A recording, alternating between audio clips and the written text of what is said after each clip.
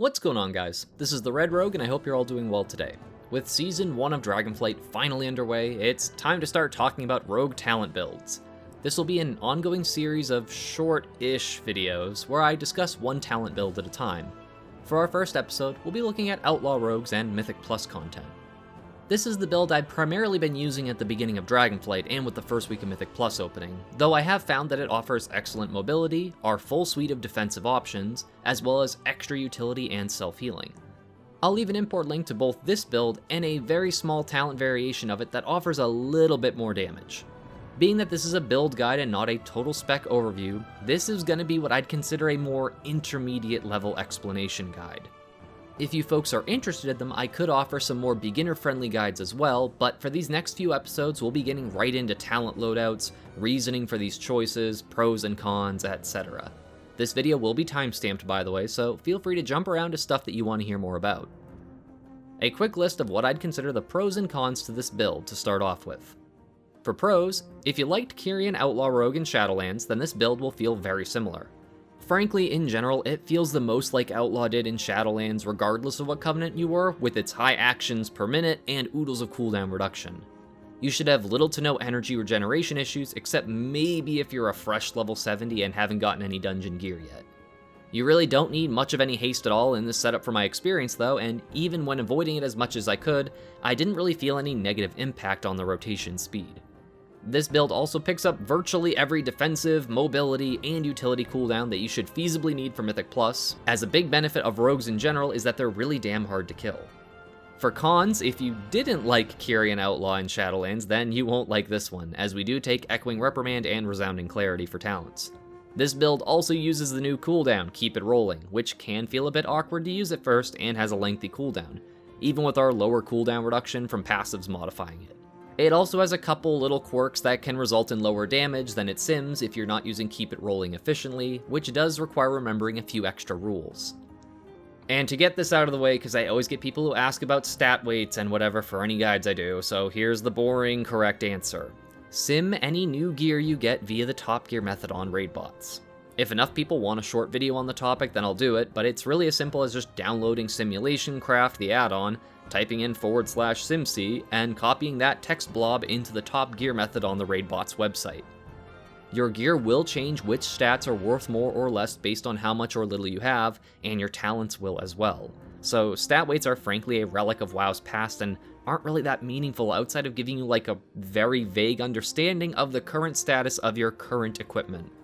As a general rule of thumb with this build, you'll basically want to avoid haste whenever possible. Versatility and Critical Strike are very safe stat choices in basically any situation as Outlaw, and Mastery isn't actually all that terrible anymore thanks to some bug fixes. Do remember though that above all of these secondary stats is your primary stat, Agility, so even if you get something that's not so good of stat itemization, it's probably still an upgrade if it has Agility on it and it's higher item level. Again, stat weights are not the end-all be-all answer for your gear, just use the TOPGEAR simulation on RAIDBOTS, the end. Now, with that preamble out of the way, let's go over the talent loadout of this build. The main capstones we'll be taking in this setup are Echoing Reprimand with the Resounding Clarity passive, giving us extra procs of the supercharged combo points when we spend exactly 2, 3, 4, or 5 combo points respectively. This will be our only Clash Tree capstone, so to fill out the rest of our deeper talent points investments, we're going to top off the Seal Fate passive for extra combo point generation whenever we critically hit, Lethality for improved critical hit damage on our generators, as well as a small crit chance boost, and one of our 2 deeper stratagem talents, to expand our combo point pool, and to give our finishers a damage buff of 5%. If you played a Kyrian Rogue at any time during Shadowlands, then the usage of Echoing Reprimand should be second nature or at least familiar to you. If you hadn't, then basically just remember that when you use Echoing Reprimand, you'll get a special effect that triggers when you spend a certain number of combo points, which should be highlighted on your combo point display. Spending the right amount of combo points on a damaging finisher causes it to act as though you used 7, so you get increased damage as well as more cooldown reduction via the Restless Blades Outlaw Rogue passive. For the Outlaw specific tree, our 2 capstones for this setup are Keep It Rolling and Greenskin's Wickers. Greenskins has been a ubiquitous effect for Outlaw rogues, as it's basically been around since Outlaw's inception, between either being a legendary or a passive effect in the toolkit. It's as simple as making sure you use at least 5 combo points on a Between the Eyes cast, and then using an Opportunity Pistol Shot proc to consume the Greenskins buff. If for some reason you're getting bad luck on Opportunity procs, and Greenskins is about to wear off, or Between the Eyes is coming off cooldown within your next global cooldown, you can just send a Pistol Shot if you don't want to waste the Greenskins, but it isn't really as big of a deal as you'd think. Keep It Rolling, our other capstone, is a bit of an oddball cooldown. At 7 minutes, it's the longest cooldown Outlaw has ever had, and using it increases the duration of all your currently active Roll the Bones buffs by 30 seconds. The beauty of this talent is the secret interaction it has when you reroll buffs. If, for example, I extend my current buffs with Keep It Rolling and then cast Roll the Bones, I won't lose any of the buffs that Keep It Rolling has extended. The newly rolled buffs might end up being the same ones I currently have just by rules of probability, but it will not completely just wipe out the buffs that I extended. This means that by rolling after using Keep It Rolling, you can often end up with 4, 5, or more buffs at any given time, since we're also talented into the Loaded Dice perk, which guarantees a 2-buff roll on our next usage of Roll the Bones after using Adrenaline Rush. There is potentially some optimization that can be done to get the most effective use out of Keep It Rolling. For now though, the overall best practice is to extend when you have at least 3 buffs, and they should be any combination of True Bearing, Skull and Crossbones, Broadsides, or Ruthless Precision. This can feel a bit restrictive though, and Outlaw isn't exactly the spec where you like to sit on cooldowns for any length of time if you don't have to, so at bare minimum, I recommend having at least 2 of those 4 buffs active before using Keep It Rolling. This also plays into our current ideal Roll the Bones buffs being True Bearing, Skull and Crossbones, and Broadsides, with Ruthless Precision being a little less potent, but still far better than the ever-weak Buried Treasure and Grand Melee buffs. An added tip is to be careful with your Loaded Dice passive. There is currently an annoying bug where if you use Keep It Rolling while Loaded Dice is active, then it'll consume the Loaded Dice buff when it extends your active Roll the Bones buffs. Quite annoying and something to be very cautious of.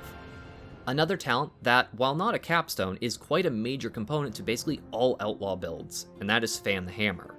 This is a very strong passive effect that you get right before picking up Greenskin's Wickers, and it causes your Sinister Strike procs to generate extra stacks of opportunity.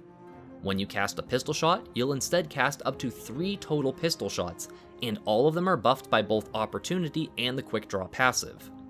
You can hold up to 6 opportunity procs, so if this ever happens, make sure to use some up before hitting Sinister Strike again.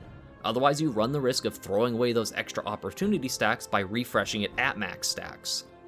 You'll also want to remember to be as low on combo points as possible, ideally under 3, before spending any of your opportunity procs, because you will easily overcap on combo points every time you use 3 stacks of opportunity due to Fan the Hammer.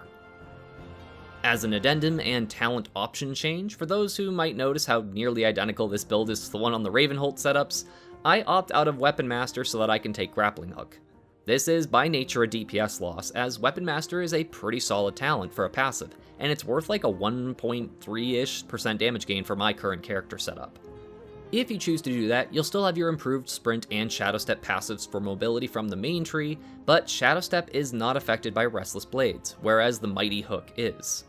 Also, I consider having multiple types of mobility a large benefit to Outlaw's toolkit, as sometimes you just need to go somewhere that no one else is, like to drop a debuff puddle on the ground, or something along those lines. Shadow Step always requires a target, and only has a 25-yard range compared to the 40 yards of Grappling Hook. Now, is this worth losing a little over 1% damage? Well, to me, absolutely, as having extra mobility means more ways to get out of taking damage, or to handle mechanics, or as just a traditional gap closer with its far superior range. Lastly, the obligatory what's my opener question. Again, boring technical answer is the opener is never quite the same in Mythic Plus, because you're likely gonna have a lot of buffs and crap rolling from pulls and going into bosses and stuff. If for some reason though, you wiped on a trash pull, or this is literally the first pull of the dungeon and you're waiting for cooldowns to come up, then this is generally how you'd start off. Start in Stealth, then pop Adrenaline Rush, which will give you full combo points thanks to the improved Adrenaline Rush passive, and a guaranteed 2 buff on your next cast of Roll the Bones due to Loaded Dice. You'll then cast Roll the Bones and put Tricks of the Trade on your tank. Use Slice and Dice, then attack with Ambush, then Blade Flurry to begin your multi-target cleave. Next is an Echoing Reprimand to get it on cooldown as soon as possible, and then a Between the Eyes cast, since that debuff does affect our Blade Flurry damage as long as we continue to cleave off that target. From there, you can generate combo points via Sinister Strike as necessary until you're either on one of your supercharged Echoing Reprimand combo points, or just by lucky Sinister Strike procs, and then you'll vanish to cast Dispatch from Stealth for the increased chance of Count the Odds proccing an extra free buff. The rest is the usual priorities of keeping Blade Flare active with 2 or more targets, keeping Between the Eyes on your primary target, and trying to use basically every one of our cooldowns on cooldown where applicable.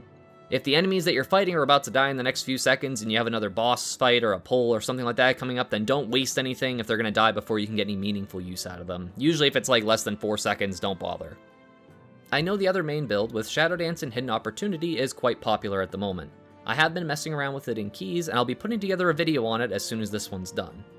Anyways folks, I hope this guide helps give you an idea of how the Echoing Reprimand Keep It Rolling build works, as well as some advice and pointers. If you have any questions, then feel free to leave a comment below. I try my best to answer all of them, though sometimes I miss a few here and there. As always, my appreciation and gratitude to all of my viewers, subscribers, patrons over on Patreon, and Twitch subs. You folks all help make these Shiba Shenanigans possible. Thank you all so very much for watching. This is the Red Rogue, and I'll see you guys around.